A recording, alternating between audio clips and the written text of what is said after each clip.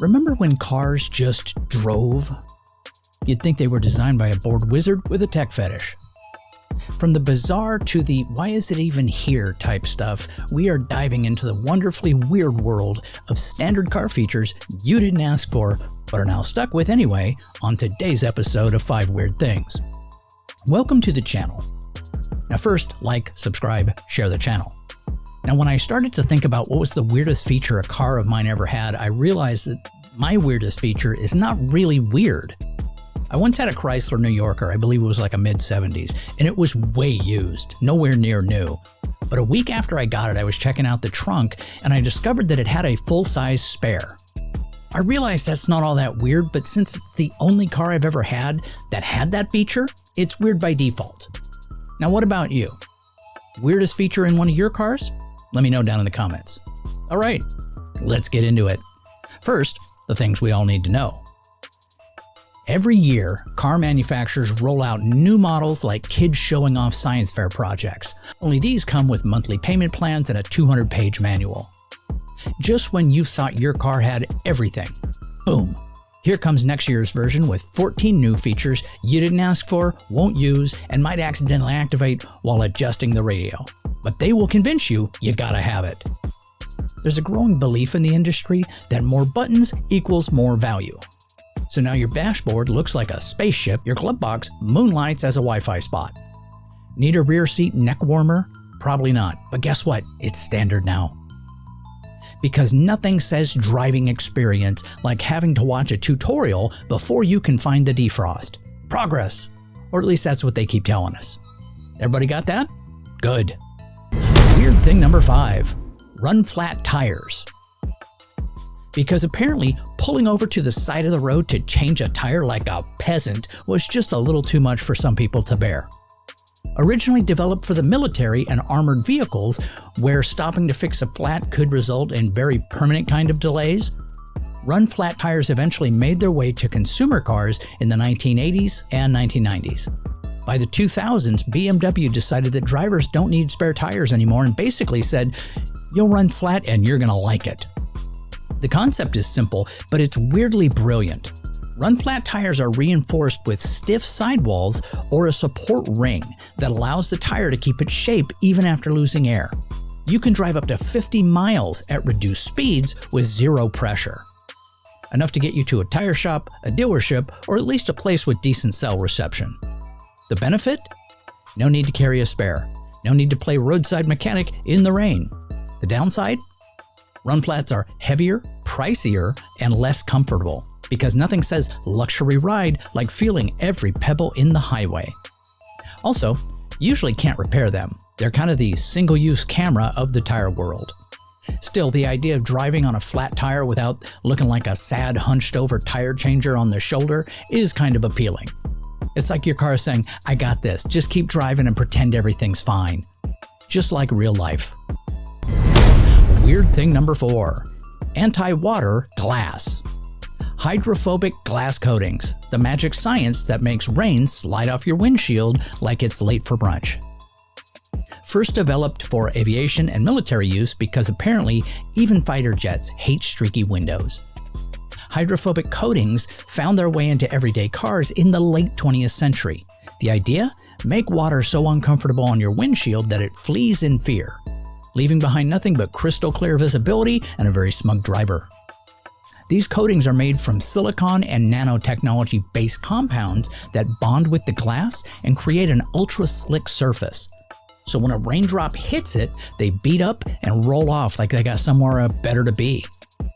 It's especially handy at highway speeds, where your windshield wipers can take a break while physics does the work. But wait, there's more. Hydrophobic coatings also help resist bugs, bird bombs, road grime, and other windshield atrocities. They turn your glass into a non-stick frying pan for the sky's grossest leftovers. Downsides? Sure.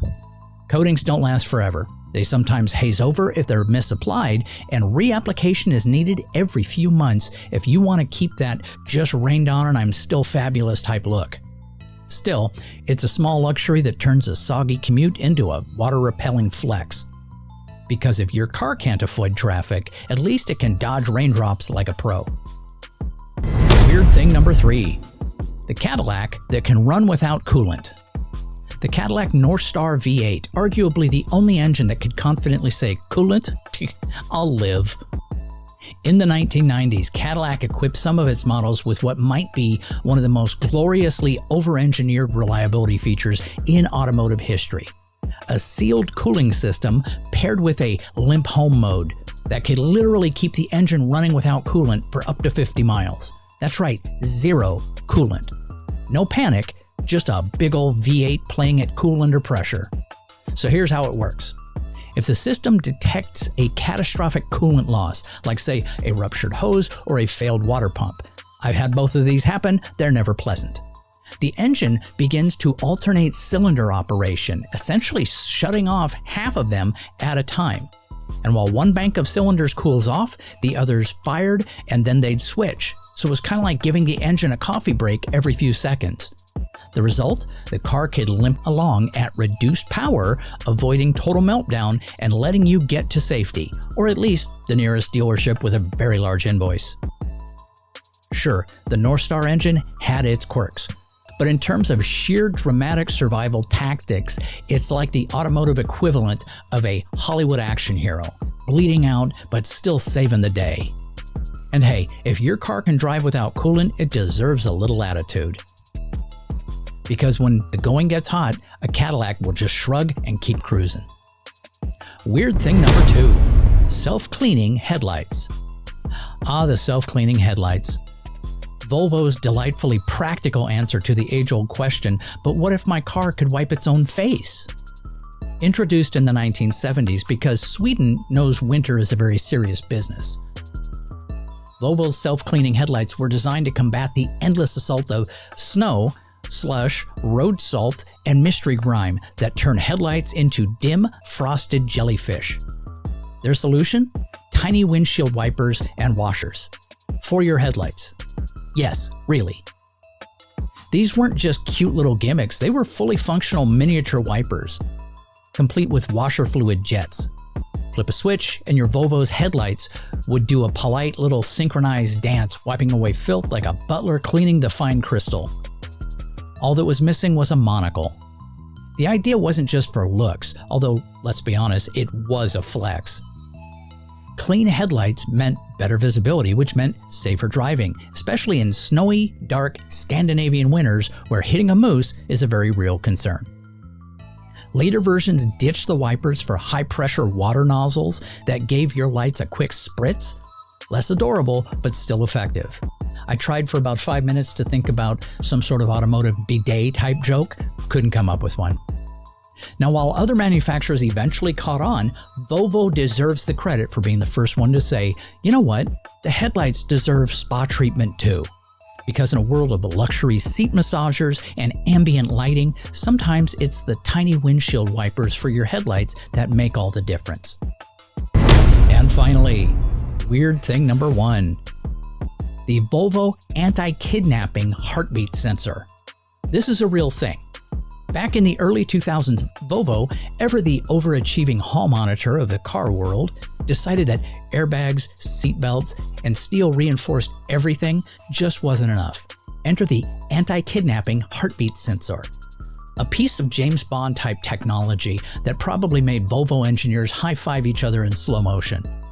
This feature was part of the company's personal car communicator, known as PCC. A key fob that did more than just unlock the doors. It could also tell you if there is someone hiding in your car, because apparently this is something that people check often. Here's how it works. The PCC would scan the car for a human heartbeat. If it found one and you weren't giving your cousin Brad a ride earlier, well, time to call the authorities. Or at least dramatically drop your coffee and run.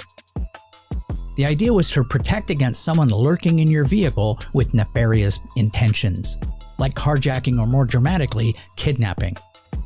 Sure, 99.999% of the time, it probably just registered a forgotten gym sock or your leftover drive-thru burrito, but hey, safety first. Now, was it practical? Not really. Was it more than a little bit paranoid? Absolutely. But this was peak Volvo, solving a problem that only happens in bad movies and turning it into a selling point. Still, you have to admire the ambition, because when it comes to safety, Volvo doesn't sleep, and now apparently, neither should you until you've scanned your backseat successfully for stowaways. Well, that's it for today's episode. Hope you enjoyed it. I figured it either made you appreciate one or two things: how weird and unique your car is, or how boring and mundane your automobile is. Do me a favor, click on some of my videos. I would appreciate it. Take care. Have yourself a great day.